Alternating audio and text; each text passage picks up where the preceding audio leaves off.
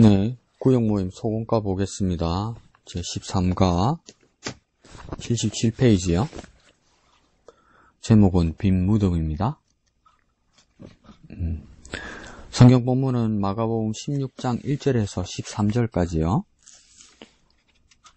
제가 봉독해 올립니다. 안식일이 지남에 막달라 마리아와 야고보의 어머니 마리아와 또 살로메가 가서 예수께 바르기 위하여 향품을 사다 두었다가 안식 후 첫날 매우 일찍이 해 돋을 때에 그 무덤으로 가며 서로 말하되 누가 우리를 위하여 무덤 문에서 돌을 굴려 주리요 하더니 눈을 들어본즉 벌써 돌이 굴려져 있는데 그 돌이 심히 크더라.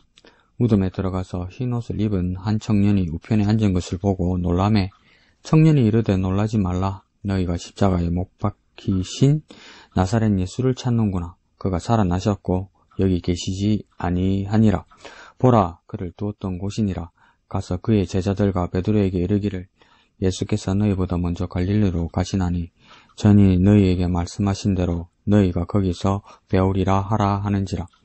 여자들이 몹시 놀라 떨며 나와 무덤에서 도망하고 무서워하여 아무에게 아무 말도 하지 못하더라. 예수께서 안식 후 첫날 이른 아침에 살아나신 후 전에 7 귀신을 쫓아내어 주신 막달라 마리아에게 먼저 보이시니 마리아가 가서 예수와 함께 하던 사람들이 슬퍼하고 울고 있는 중에 이 일을 알림에 그들은 예수께서 살아나셨다는 것과 마리아에게 보이셨다는 것을 듣고도 믿지 아니하니라. 그 후에 그들 중 2 사람이 걸어서 시골로 갈 때에 예수께서 다른 모양으로 그들에게 나타나시니 2 사람이 가서 남은 제자들에게 알리었으되 역시 믿지 아니하니라. 아멘. 자, 오늘 본문은 부활주일에 즈음한 그게 맞는 말씀을 이렇게 정리해 둔 것 같습니다. 자, 중심 구절을 한번 더 볼까요? 6절의 말씀입니다. 놀라지 말라. 너희가 십자가에 못 박히신 나사렛 예수를 찾는구나. 그가 살아나셨고 여기 계시지 아니하니라. 이렇게 됐죠. 그래서 이렇게 말하는 자는 흰 옷을 입은 청년이라고 이야기하죠. 무덤가에. 그래서 이걸 우리는 이제 천사로 추정을 합니다. 그래서 이 흰 옷 입은 청년, 그러니까 사람의 모습을 하고 흰 옷을 입었다는 것은 거룩을 상징하겠죠. 그러니까 사람의 모습을 하면서도 사람과는 다른 점이 있다는 거죠. 그 다른 점은 뭡니까? 거룩이라는 겁니다. 거룩. 그래서 흰 옷을 입었다는 거죠. 그러니까 여러 가지 뜻이 있겠지만 사두개인들이 예수님께 질문할 때 한 여인에게 남편이 죽고 그 다음 7 시동생들이 있었는데 그 남자들에게 들어가서 상속자를 아이를 얻으려고 이렇게 들어갔으나 아이를 낳지 못하고 죽었다. 그러면 나중에 하나님 나라에 가서 누구의 아내가 되겠느냐?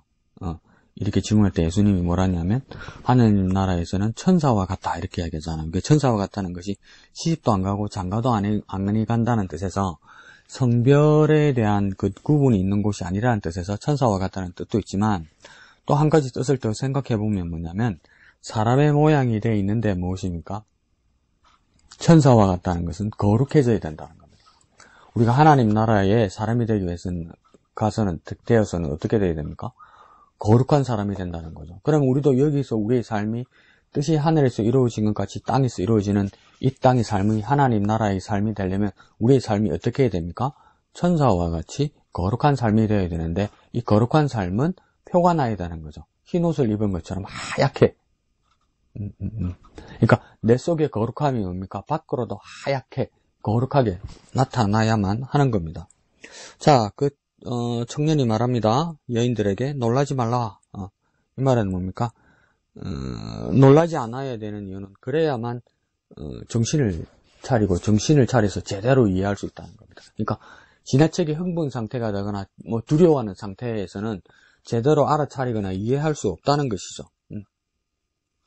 그러니까 정신을 차리란 말입니다. 너희가 십자가에 못 박히신 나사렛 예수를 찾는구나.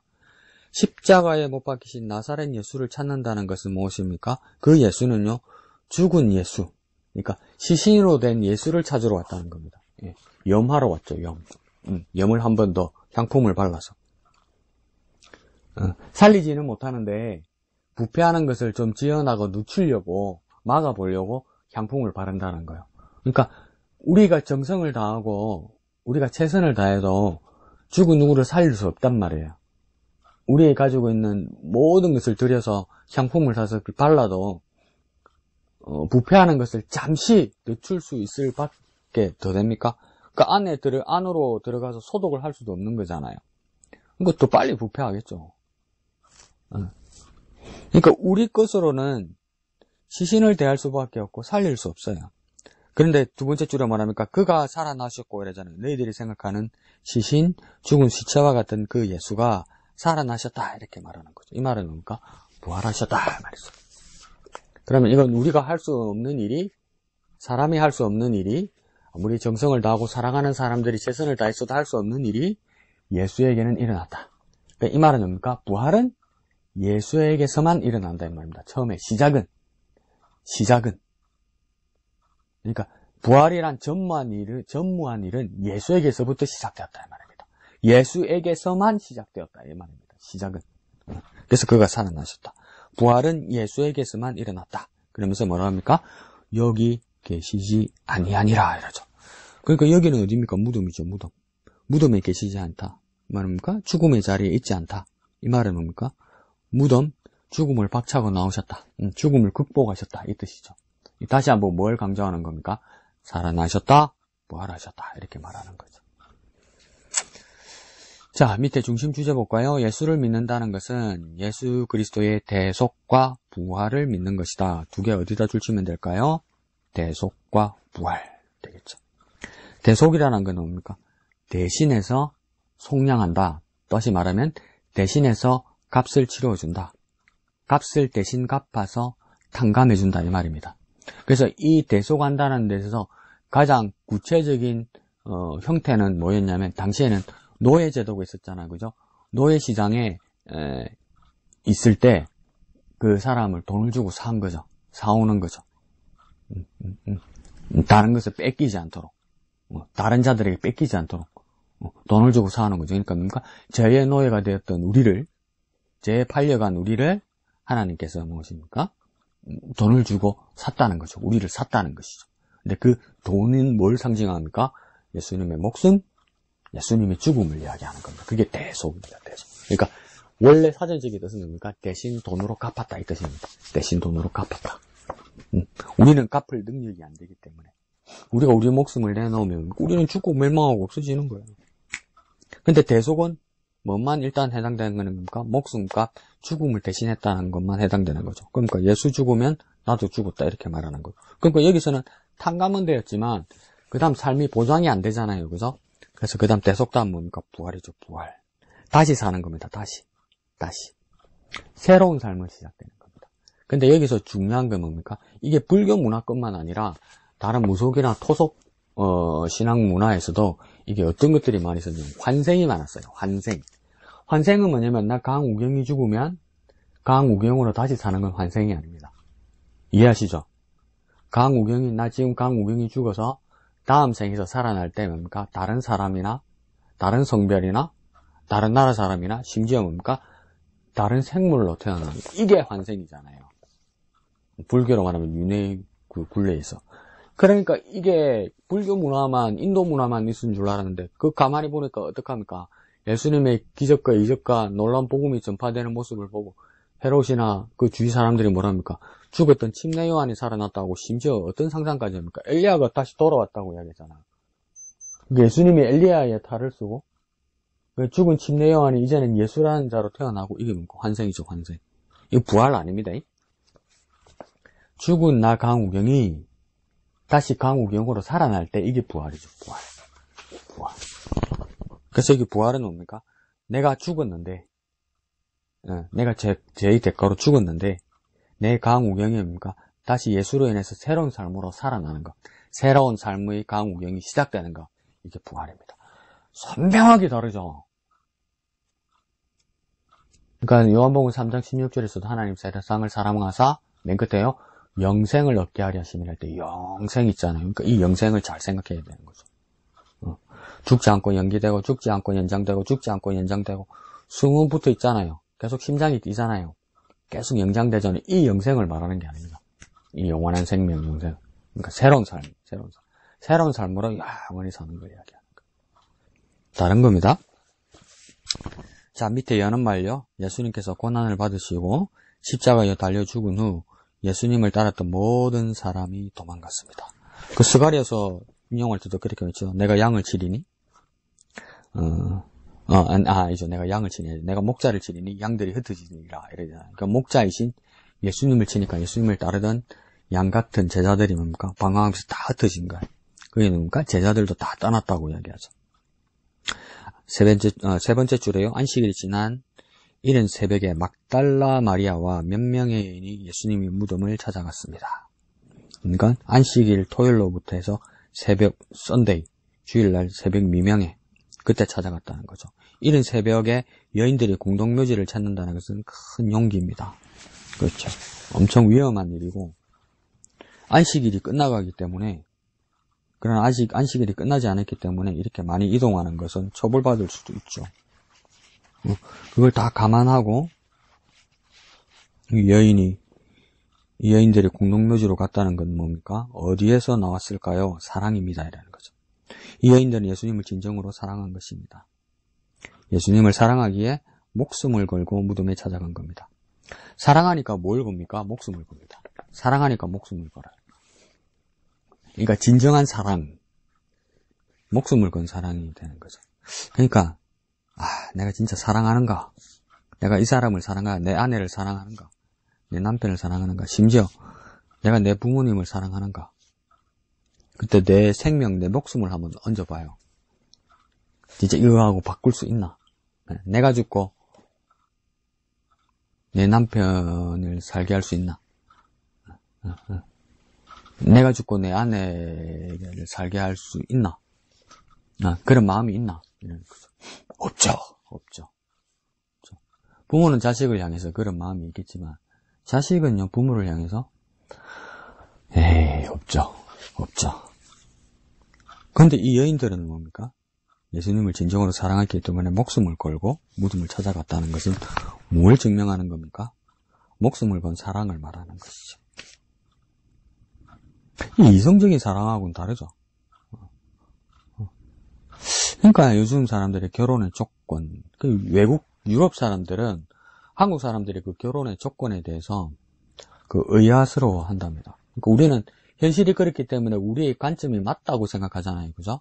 근데 심지어 다른 문화권 사람들이 볼 때 한국 사람들의 결혼의 조건에 대해서 상당히 뭐랄까요? 안 좋게 본다고 이야기할까요? 왜 그러냐면 대부분 그러잖아요. 남녀가 서로 사랑해도 결혼할 수 없다고. 당사자들도 그렇게 얘기고 이제 양가 부모님들도 그렇게 얘기합니다. 왜요? 최소한 직업이라도 든든하고 수입이라도 있고 최소한 전세방이라도 이렇게 얻어놔야 그래야 결혼할 수 있다고 하잖아요. 근데 그때까지 계속 연장되잖아요. 지금 이 취업이 거의 불가능에 가까운 시대예요. 그러니까 결혼 연령이 늦춰지고 결혼을 포기하는 사람들도 생기고 이렇게 되잖아요. 결혼의 조건이 그거죠. 근데 결혼의 조건이 기반입니까? 결혼 조건은 사랑 아닙니까? 근데 그거 없어진 지 오래됐어요. 사랑 가지고 되나 이랬는데 아니 외국 사람들은 그거 신기하게 생각하더라고요. 방을 얻어야 취직을 해야 결혼을 하나? 이상한데 이렇게 생각한단 말이에요. 우리가 옳다고 생각하죠. 우리는 우리 문화권에 사니까 아니래요. 외국 사람들은 결혼을 하고 방을 얻고 결혼을 하고 직업을 구하고 이런 거래요.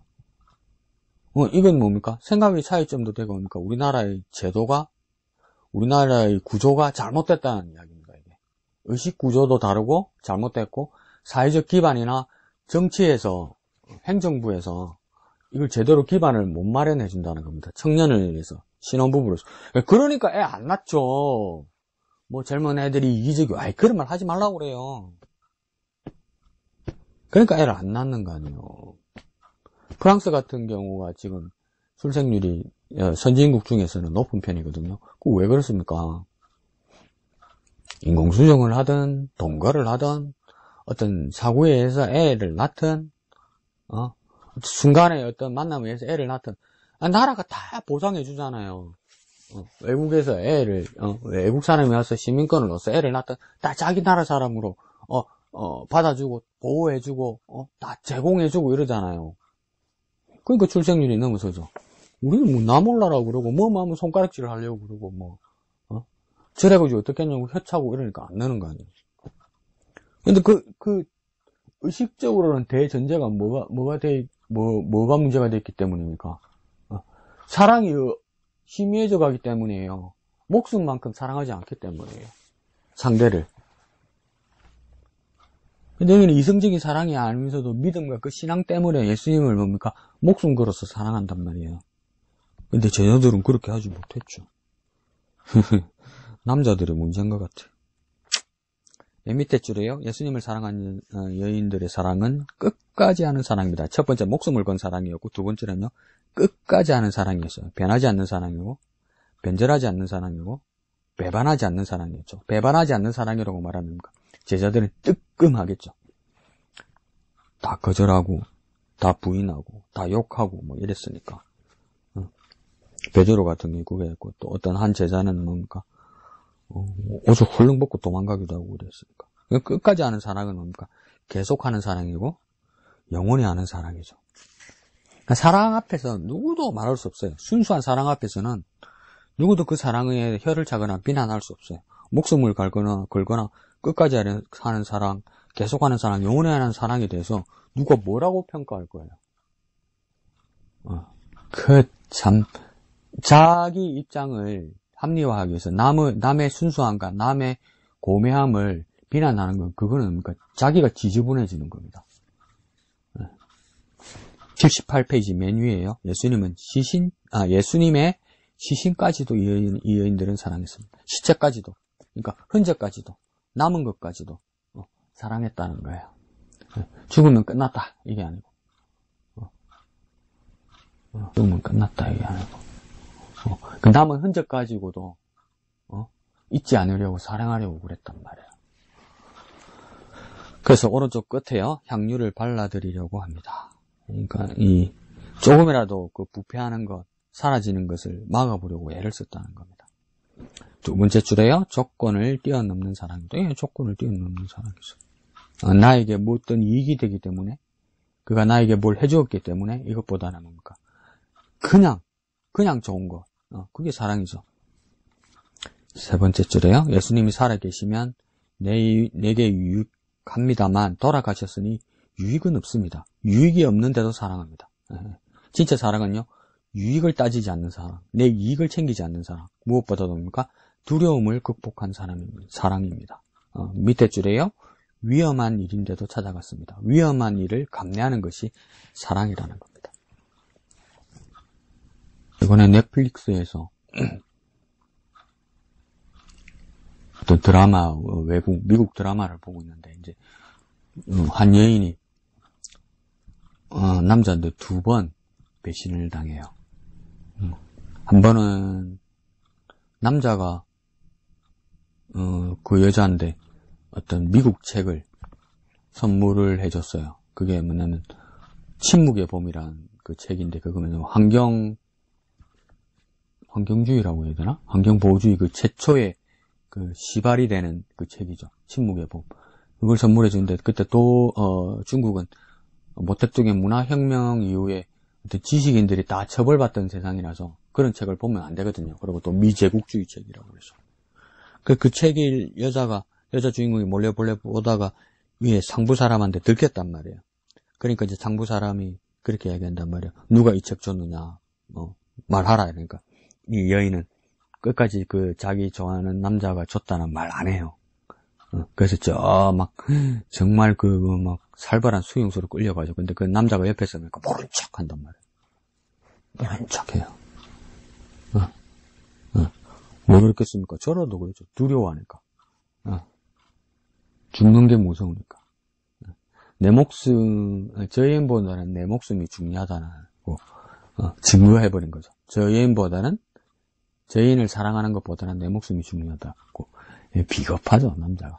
그 다음에 이제 수용소에서 그 여자가 나와서 이제 그 물리학의 천재거든요. 전체 물리학에. 그래서 전체 물리학을 연구하다가 미국보다도 더 기벌한 그 이론을 발견해냅니다. 그래서 또 자기의 호감을 가지는 그 연구는 또 한 남자에게 그 칠판에다 막 그 공식을 설명을 합니다. 시간을 계산해서 이런 거라고. 설명 와서 좀 있으니까 이 설명을 이 남자가 다 들었잖아요. 그래서 대단하다 이래놓고, 근데 이거 위험하지 않겠느냐 이래놓고 어떡합니까? 이 남자가 이 여인한테 설명을 다 듣고 나서 자기 상관한테 가가지고 자기가 한 것처럼 수학 공식을 풉니다.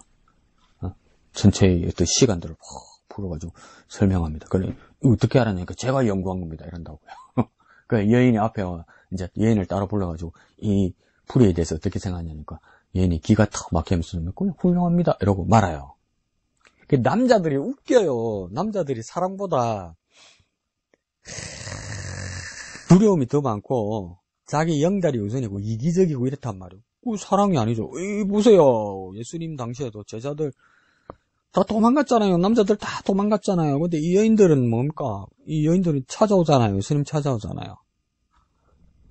그러니까 자존심이나 미신이나 지위나 그것보다도 더 중요한 건 뭡니까? 사랑이었어요. 사랑. 근데 그걸 누가 품고 있었습니까? 여인들이 품고 있었죠.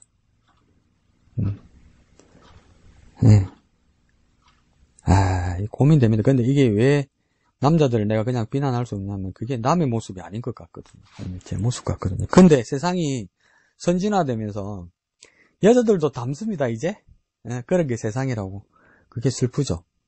그러니까 세상이 평등화되는 모습이 뭐냐면 남녀 평등의 모습에서도 남자도 똑같이 여자도 똑같이 평등한 게 저는 좋다고 생각해요. 그런데 이게 어떤 모습으로 평등해지냐면 나쁜 모습으로 평등해져요. 나쁜 모습으로. 그러니까 제가 캐나다에 그때 한 4년 살면서 참 놀라웠던 건 뭐냐면 여인들의 모습에 대해서 그 여성들이 엄청 당당하게 걷습니다. 이제 한국 여성들하고 캐나다 여성들하고 걷는 모습이 완전 다릅니다. 정말 누가 봐도 멋있게 당당하게 걸어요. 키 크고 작고 상관없이. 우리는 조신하게 걸어야 되잖아요. 그죠? 근데 엄청 당당하게 걸어요. 그리고 의외로 그 나라가 소위 선진국이라고 그러는데 길가에 담배꽁초 엄청 많아요. 그래서 왜 이렇게 담배꽁초가 많지? 요즘은 또 문화가 바뀌었는지 모르겠지만 길에서 담배 많이 피거든요. 그 사람들. 근데 우리나라는 아직도 뭡니까? 여성들이 담배 필 때 뒷골목에서 몰래 피죠. 근데 거기는 여전들이 당당하게 핍니다. 그거 누가 아무도 해코지 하고 아무도 눈치 안 줘요. 평등한 거죠. 근데 뭡니까? 나쁜 걸로 평등해지죠. 그리고 뭡니까? 여인들은 진짜 지고지순하게 한 남자를 바라보고 사랑했었죠. 근데 남자들이 맨날 배신하고 여자 여러 명 거느리고 자기 자존심 세우고 자기 두려워한 거 먼저 생각하고 자기 이익을 먼저 생각하고 그러면서 여자에 대해서 순간에 마음이 자꾸 변하고 뒤로 하고 이런 모습들이 뭡니까? 비교해서 여인들은 지고지순한 사랑이 있었단 말이죠. 근데 평등해지면서 뭐랍니까? 남자의 이기적인 사랑 모습으로 똑같이 평등해지는 거죠. 나쁜 걸로 평등해져요. 나쁜 걸로. 거기는 무슨 여자의 책임이 있겠습니까? 남자들의 책임이지. 배신을 한두 번 당해야지 예수님 당시에도 이랬네요. 이거 진짜 공통적으로 남자들이 하나님 앞에서 문책당할 수도 있습니다. 이거는. 자, 그 다음 단락 볼까요? 178페이지 두 번째 단락. 여인들이 78페이지죠? 여인들이 무덤에 도착했을 때 무덤의 문이 열려있는 것을 보고 놀랍니다. 그때 뭡니까? 천사의 음성이 들립니다. 이 청년의 음성을 말하는 거죠. 놀라지 말라. 너희가 십자가에 못 박히신 나사렛 예수를 찾는구나. 그가 살아나셨고 여기 계시지 아니하니라. 중심구절이죠. 더 첨가됐습니다. 보라. 그를 두었던 곳이니라. 보라! 이러면서 확인시키죠. 그죠? 그리고 그 시신을 두었던 곳. 근데 두었던 곳이라고 이야기하잖아요. 과거란 말이에요. 이전에는 죽어서 시신을 눕히던 곳이었지만, 이제는 뭡니까? 거기가, 확인해봐라. 없잖아. 이 말은 뭡니까? 살아나셨다. 부활하셨다. 이 말이죠. 그래서 그 천사의 음성을 들은 여인들은 또 놀랍니다. 이제는요, 도망갑니다. 근데 그 다음 반응이요. 아무에게도 말을 하지 못합니다. 이래서. 여인들도 이제 무서워지기 시작한 거죠. 예수님을 사랑했는데도 예수님의 부활을 믿지 못하는 것입니다. 사랑은 했는데 부활은 믿어지지가 않아요. 그러니까 이뿐만 아닙니다. 마리아를 통해서도 예수님이 부활하신 소식을 전해드렸죠. 그래서 이 마리아는 이제 제자들에게 전하죠. 제자들이 어떻게 반응합니까? 믿지 못합니다. 그리고 간단하게 누가복음과는 다르게 간단하게 표현하죠. 엠마오로 가는 두 제자들에게도 나타나셨죠. 그래서 그들도 뭔지 몰랐는데 나중에 같이 식사를 하면서 주님이신 줄 깨닫게 되었죠. 이 두 사람이. 그래서 다시 제자들에게서 전했죠. 제자들이 어떡합니까? 믿지 못합니다. 그런데 믿지 않는 가장 중심에 있는 자들이 누구입니까? 제자들의 공동체입니다. 제자들 공동체. 그냥 공동체가 아니고 제자 공동체들이 믿지 않아야 하니까 복음이 어떻게 증거되겠습니까? 우리가 왜 부흥하지 못하는가? 우리가 왜 전도가 되지가 않는가? 왜 세상이 이렇게 깍박해지고 복음에 대해서 공격을 받는가? 가만히 생각해 보세요. 내가 입으로는 예수님 믿는다고 그러고 내가 예배를 하고 주님을 찬양한다고 그러고 전도지는 들고 다니는 데입니까? 내가 믿지 않기 때문에 퍼지지 않는 거예요. 가장 중심에 있는 자들이 진실로 믿지 않기 때문에요. 믿음이 약해지고 믿음이 없어지고 믿음이 희미해지기 시작하기 때문에 뭡니까? 영향을 못 미치는 거예요. 여기도 뭡니까? 제자들이 꼼짝을 안 하잖아요. 중심에서 제자 공동체가 중심에서 믿지 않잖아요. 뭐가 문제일까? 내가 믿지 아니함으로, 내가 진심으로 믿지 않으므로, 내가 진실로 믿지 아니함으로, 교회가 움츠러들고, 복음이 증거되지 않는단 말이에요. 부흥이 일어나지 않는단 말이에요. 성장이 일어나지 않는단 말이에요. 누구 책임입니까? 내가 믿지 아니함으로 꽉 쥐고 있단 말이에요. 믿지 않는 걸로 꽉 쥐고 있단 말이에요. 자, 78페이지 밑에 달력요. 부활은 믿기 어렵지만 역사적인 사실입니다. 내가 어렵다고 그래서, 내가 이해가 안 된다고 그래서 사실이 사라지는 게 아니란 말입니다. 이건 뭘 말할까요? 상식도 뭡니까? 그 상식이 내가 이해되지 않는다고 해서, 또 뭐랄까요? 감정적으로 내가 싫다고 그래서, 마음으로 내가 받아들이기 싫다고 그래서, 그렇다고 해서 역사적인 사실이 사라지는 건 아니라고요. 대한민국의 정쟁도 그런 거죠. 왜 대한민국 교회가 못 들은 척하고 왜 눈을 가립니까? 대한민국 대통령과 영부인이, 다른 거 다 떠납시다. 이런저런 지라시 뉴스 다 떠납시다. 그 샤머니즘 무당을 찾아다니고, 막 도사를 찾아다니고 그 말 듣고 한다는 그게 빤히 보이고, 눈으로 확인되는데 왜 모른 체 합니까? 왜 목사가, 왜 그리스도인이, 왜 전도사가, 왜 장로가, 왜 모른 체 합니까? 분명히 잘못된 거 아닙니까?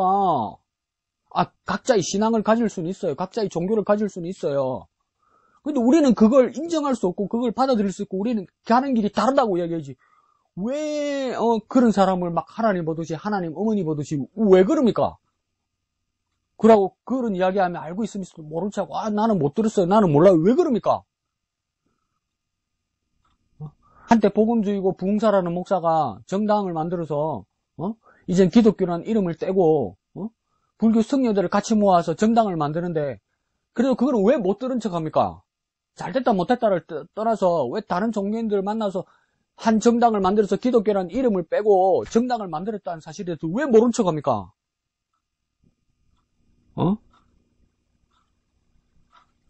국회의원 달라고 표 얻으려고 자기 이름도 호적으로 바꾸고 성경적인 이름 지우고 일반적인 이름으로 바꾸어서 의원 되고 싶어서 그렇게 출마하는 사람들 왜 모른 척 합니까? 알고 있으면서.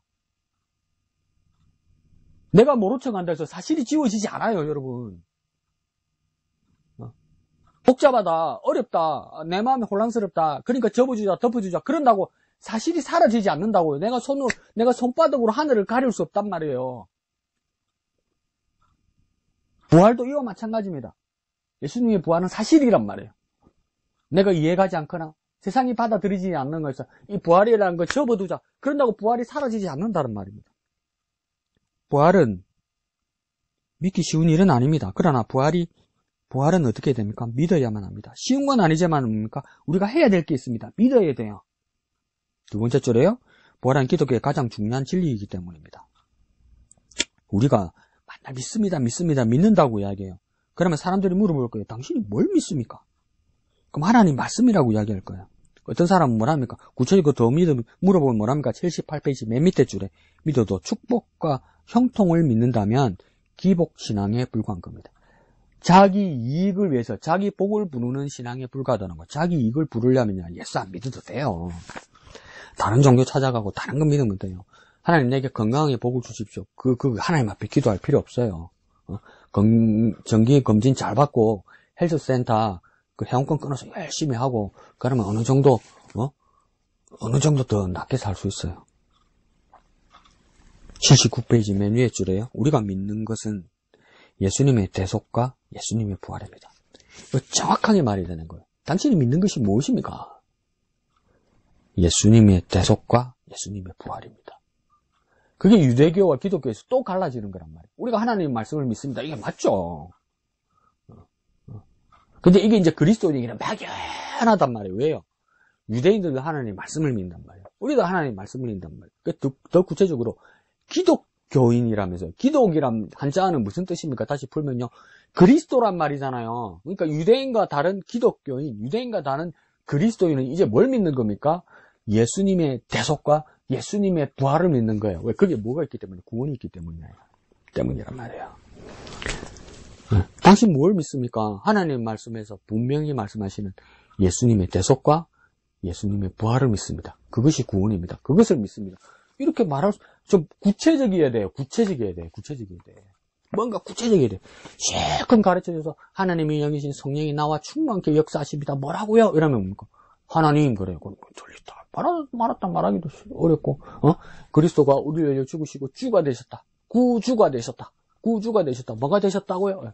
하나님. 또 그래. 내가 구주라고 가르쳐줬는데 하나님이래요. 돌렸다 그러기도 그렇고, 맞았다 그러기도 그렇고.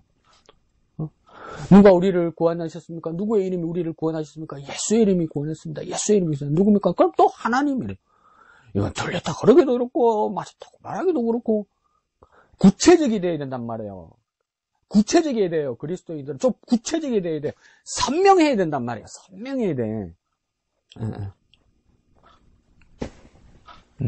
복 받고 잘 되는 게 내나 구원이다. 그거 아니잖아요. 세 번째 줄에요. 초대교회의 신앙 핵심은 부활입니다. 이 예수를 하나님이 살리신지라 했죠. 그러니까 예수님이 부활하신 것은 그러니까 예수님이 자기 힘으로 자기 의지로 부활했다고 말하기보다는 더 구체적으로 그러니까 하나님이 살리셔서 예수님께서 살아나셨다 이렇게 얘기해야 돼요. 하나님께서 부활하게 하셔서 예수님께서 부활하셨다. 하나님께서 하나님의 능력으로 살리셔서 예수님께서 부활하셨다 이렇게.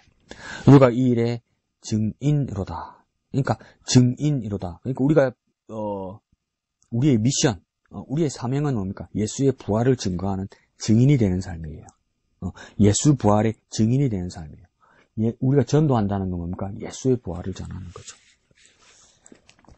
설교의 핵심이 십자가와 부활입니다. 베드로가 안전뱅이를 고칩니다. 베드로는 부활하신 예수께서 하신 일이라고 말합니다. 금과 은 내게 없거니와 곧 나사렛 예수의 이름으로 일어나 걸어라 이랬잖아요. 사도들이 부활을 증언하니 사람들이 은혜를 받습니다. 믿는 사람들이 생깁니다. 사도행전 4장 33절 사도들이 큰 권능으로 주 예수의 부활을 증언하니 무리가 큰 은혜를 받더라 이러잖아요. 그러니까 부활이 믿어진다는 건 이건 뭡니까? 은혜입니다. 부활이 가장 큰 은혜라는 건 뭡니까? 가장 있을 수 없는 일들이 일어났다는 거죠. 이건 최대의 능력이라는 겁니다. 많은 사람들이 건강을 구하고 부여를 구하고 행복을 구한단 말이에요. 근데 이게 영원할 수가 없어요. 왜 영원할 수 없습니까? 다 죽잖아요. 죽음으로 다 기길되고 마침표가 찍어진단 말이에요. 그런데 뭡니까? 예수에 대한 메시지는 뭡니까? 부활을 말한단 말이에요. 다시 사는 것을 말한단 말이에요. 다 죽어서 세상이 이제는 끝난다고 말할 때 뭡니까? 죽음에서 끝난 것을 뭡니까? 부활로 일으킨다는 겁니까? 이건 최대의 능력이라는 거죠. 부여, 건강, 행복, 이것도 복이지만, 이것도 능력이지만, 이건 다 사라진단 말이에요. 근데 이것을 뭡니까? 한 판에 엎어서 새롭게 세우는 게 뭡니까? 그 부활이니까, 뭡니까? 그 앞에 어떤 능력보다 최대의 능력입니까? 부활이라는 거예요. 그게 누구에게 있다는 겁니까? 예수에게 있다. 이처럼 부활이 믿어진다는 건 은혜입니다. 부활을 믿는 믿음은 하나님의 선물입니다. 그러니까 부활은요, 이게 믿어진다는 건 하나님의 선물이죠. 도저히 우리는 상상이 안 되고 계획이 안 되거든요. 부활이라는 게 상상이 안 된단 말이에요. 계획이 안 된단 말이에요. 있을 수 없는 일이었기 때문에 이 부활에 대한 믿음이 있어야 영생을 얻습니다. 이것이 기독교 신앙의 기초입니다. 그러니까 기독교 신앙의 기초는 여기서 뭘 말하는 겁니까? 부활. 최대의 능력이죠. 최고의 능력이죠. 유일무이한 능력이죠. 부활. 그 부활이 예수에게서 시작됐고 예수를 향해서 믿음을 가지는 자가 뭡니까? 그 부활의 영생을 누린다. 자, 그 밑에는요. 예수님의 부활에 대한 믿음을 주기 위한 증거들이 있습니다. 이게 몇 개였냐면요. 첫째, 둘째, 셋째, 5개까지 있습니다. 그래서 첫째는 일단 1, 2, 3만 한번 쳐봅시다. 첫째는 뭐냐면 그 밑에 두 번째 단락 두 번째 줄에 있죠. 그러니까 첫째는 빈 무덤입니다. 그래서 1 빈 무덤에 줄 치면 되겠죠. 둘째는 밑에서 하나, 둘, 셋, 넷, 5번째쯤 나오죠. 둘째는 천사들의 메시지입니다. 2 천사들의 메시지 거기다 줄 치면 되겠죠. 그 다음 뒷장에 80페이지요. 셋째는 두 번째 줄입니다. 셋째는 부활하신 예수님이 여러 사람에게 나타나신 것입니다. 아닙니까? 여러 사람에게 나타나신 예수님. 그게 세 번째죠. 그 다음 넷째 보이죠? 그 다음 단락에 넷째는 뭡니까? 제자들의 변화. 제자들의 변화. 이게 네 번째입니다. 4 쓰면 되겠죠.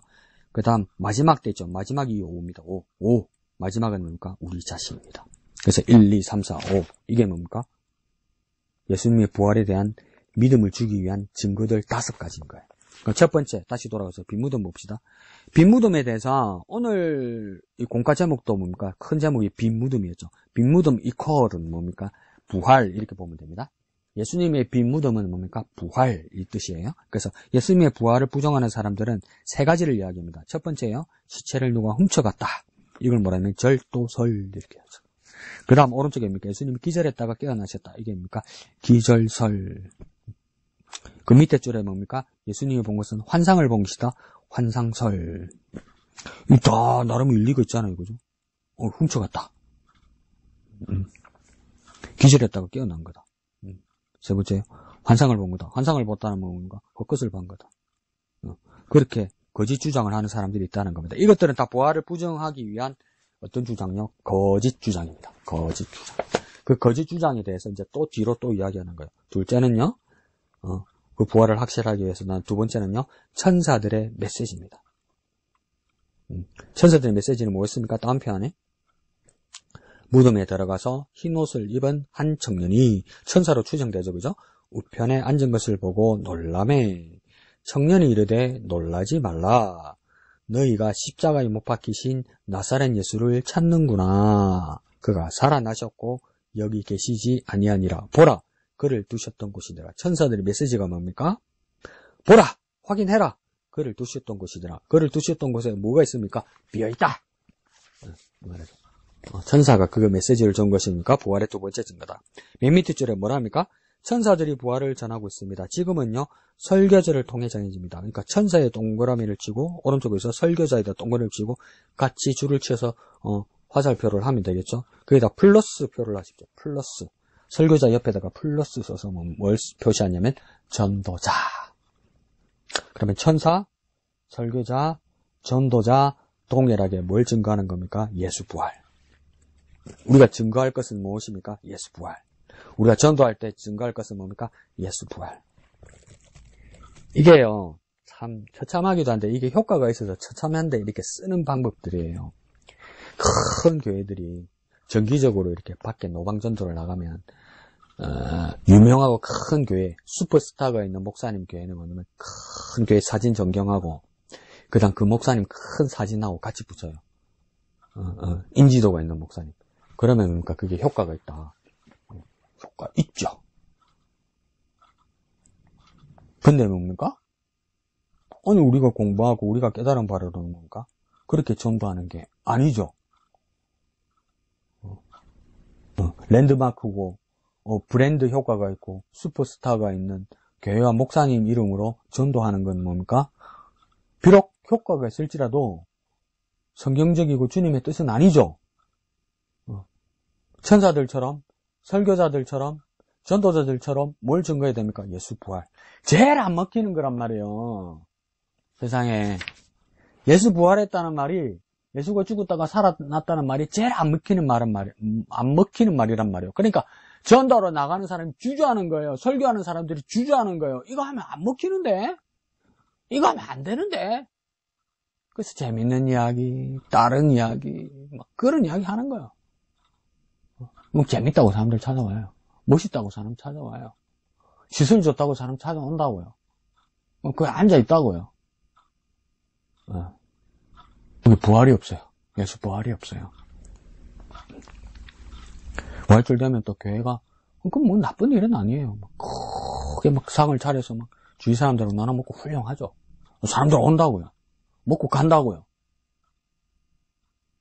훌륭한 일이긴 해요. 근데 그 부활하고 무슨 상관이 있어요? 그래서 엄밀하게 직역을 하면, 영어로 직역을 하면 부활은 뭐냐면 조금 어려운 영어 단어인데 resurrection이라고 불러요. resurrection이라고 써요. resurrection 이렇게 얘기해요. 근데 어느 영어권 나라에 가도 부활절을 resurrection day라고 거의 안 써요. 뭐라고 쓰면 이스터라고 써요. 이스터라고 쓰면 그냥 그걸 부활이라고 이야기해요. 근데 이스터는 사실은 부활절이라는 뜻이 아니고 뭐냐면 봄이란 뜻이에요. 봄. 우리나라로 치면 입춘 같은 거죠. 입춘. 춘분이 지난 주일, 그 다음 주일이 부활주일로 우리가 지키잖아요. 그러니까 그 사람들이 해피 이스터 이렇게 이야기하거든요. 그래, 그 해피 이스터는 예수님이 부활을 기뻐합니다. 그 뜻이 아니고 즐거운 봄 되세요. 뭐 이런 말이에요. 근데 그게 교묘하게 예수님의 그 부활과 겹치게 이렇게 만들어집니다. 그 아이러니가 있습니다. 잘됐다 못됐다를 떠나서 그 예수님의 부활이 희석이 되는 거죠. 그리스도인은 정신을 좀 차립시다. 좋은 게 좋은 거다 이러지 말고. 80페이지 셋째, 부활하신 예수님이 여러 사람에게 나타나신 겁니다. 그러니까 한두 사람에게 나타나거나, 그래서 뭐 누가 훔쳐가거나 뭐 꿈을 꿨거나 헛걸 받거나 환상을 받거나 이게 아니란 말이에요. 그러니까 여러 사람에게 나타나셨다는 거. 먼저 베드로 만나주시고 제자들도 만나주시고 그 다음 500여 형제들도 만나주시고 나중에는 뭡니까? 다메섹 도상에서 사도 바울도 만나주시고. 그러니까 예수님의 부활은 뭡니까? 거짓일 수 없습니다. 한두 사람에게 자기들끼리 만났다고 하면 거짓이 될 수 있는데 여러 사람들이 만났다. 그러니까 여러 사람들이 만났을 때 거짓이 될 수 없는 이유가 뭐냐면요. 확인을 해볼 때 엇갈리는 게 있으면 보았다고 해도 그 거짓이 된단 말이에요. 그런데 여러 사람들이 이렇게 증언을 받았는데 같은 말이에요. 그럼 이건 진짜죠. 이걸 지어내어서 부활을 봤다고 말할 수가 없는 거예요. 사람들이 많을수록 봤다고 한 사람 확인자가 많을수록 거짓이 될 수가 없는 거예요. 넷째는요, 제자들의 변화입니다. 제자들이 변했다는 거. 처음에 그들은요, 겁쟁이였습니다. 두 번째 줄에 도망갔습니다. 오른쪽에요. 그런데 이제는 어떻게 됩니까? 부활을 증언하다가 순교하게 됩니다. 그럼 왜 죽냔 말이에요? 부활을 이야기하다가 왜 죽냔 말이에요? 예수의 부활을 증거하다가 왜 죽냔 말이에요? 죽인다고 그러는데도 왜 죽이라고 그러냔 말이에요? 주님을 사랑하기 때문에 이상하게 이렇게 가지 마봐. 그거 말은 맞는데 이렇게 넘어가기 전에 중간 단계가 있는데 저와 여러분의 그 믿음의 문제가 뭐가 있냐면 자꾸 첫째, 둘째, 셋째 단계를 넘어서 단계 지나서 그 다음 최종 단계가 있는데 그 중간 단계를 안 거치려고 그래요. 그러니까 이해하지 않고 그냥 외우려고 들어요. 이렇게 돼서 이 단계가 왔다는 거. 그러니까 제자들이 왜 부활을 증거하다가 순교까지 했을까요? 그럼 이것 그냥 하나로 퉁칠 수 있어요. 사랑했기 때문에 이러면요 틀렸다고 말할 수는 없어요. 그런데 왜 부활을 목숨까지 바치면서 순교까지 하면서 부활을 끝까지 증거했을까요? 진짜니까요. 외워서 어떻게 죽어요? 외워서 어떻게 순교해요? 모르는데 억지로 믿어서 어떻게 순교해요? 어떻게 죽어요? 내 목숨을 어떻게 바쳐요? 예수님의 부활을 직접 보았기 때문에요. 직접 경험했기 때문에. 그래서 목숨을 바칠 수 있는 거예요. 그래서 기길되는 게 뭡니까? 그 다음 사랑이죠. 몇 점 이렇게 뭡니까? 잘 모르면 그냥 꼭 하나로 묶어가지고 막 뭐랄까요? 막연하게 이렇게 만들면 안 돼요. 우리 믿음을 그냥 막연하게 사랑하니까 뭐 믿습니다 이런 걸로 그냥 막연하게 만들면 안 돼요. 사랑이 정점까지 갈 때까지 어떤 단계, 내가 믿을 때까지 어떤 단계들이 있단 말이에요. 근데 이건 목사고 교인이고 막 하다가 막 헷갈리고 어렵고 막 복잡해지면 그냥 일찍 포기하고 뭡니까? 믿습니다. 사랑하면 이걸로 끝난단 말이에요. 그러니까 시험 들죠, 나중에.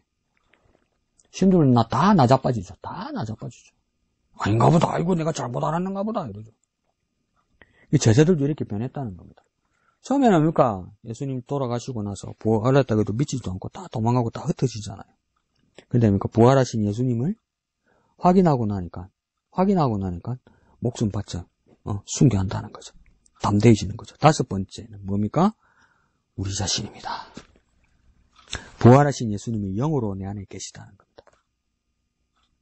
부활하신 예수님이 영으로 내 안에 계시다는 그 사건이 결정적으로 일어난 것이 무엇입니까? 사도행전에 나는 오순절에 성령의 임하심이죠. 오순절에 성령의 임하심. 성령의 임하심. 그러니까 우리가 예수의 부활을 믿게 되는 것은 무엇 때문입니까?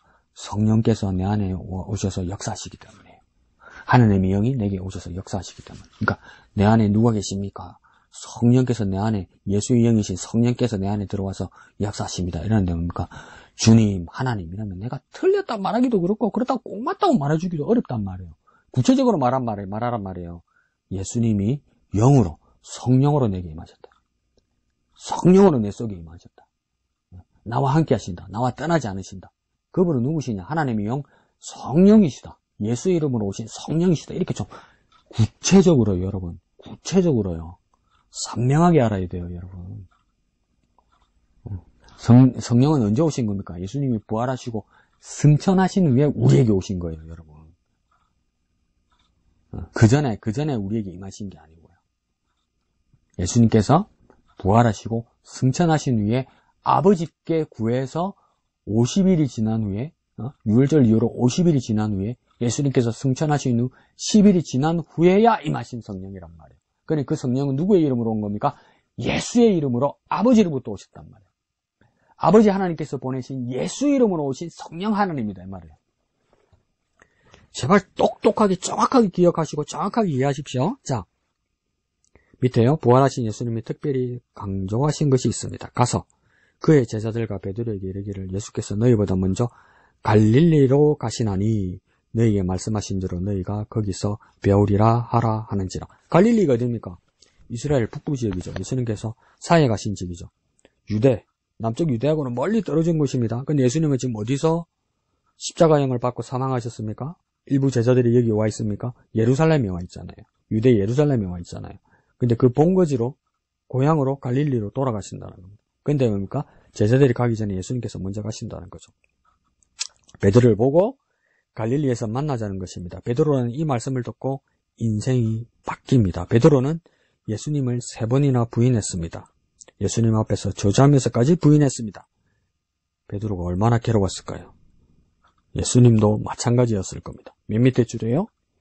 그래서 갈릴리에서 만나자는 겁니다. 갈릴리에서 만나자는 뜻은 무엇입니까?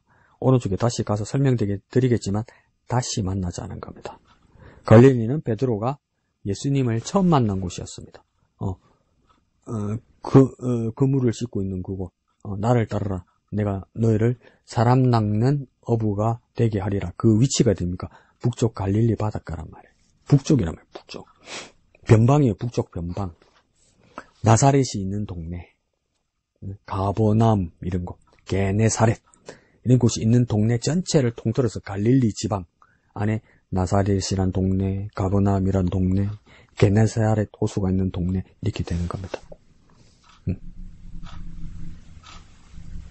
그래서 갈릴리 호수라고 말하기도 하죠. 갈릴리 바다라고 말하기도. 그 바다가 짠물 바다란 말이 아니고 강물입니다. 강물. 아주 고소. 헬라어로 달라싸 이게 호수라고 말하기도 하고 바다라고도 표현하거든요.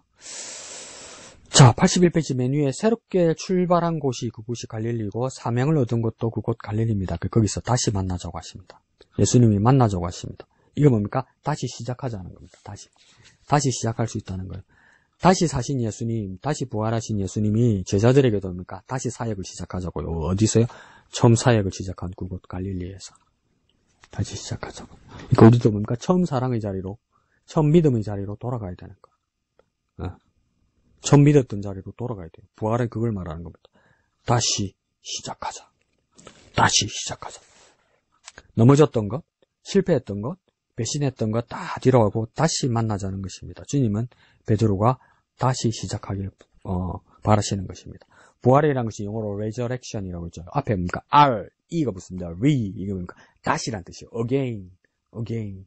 다시 사셨다. 이게 부활이라는 거예요. resurrection. 그러니까 우리도 뭡니까? 부활하신 주님을 만났습니까?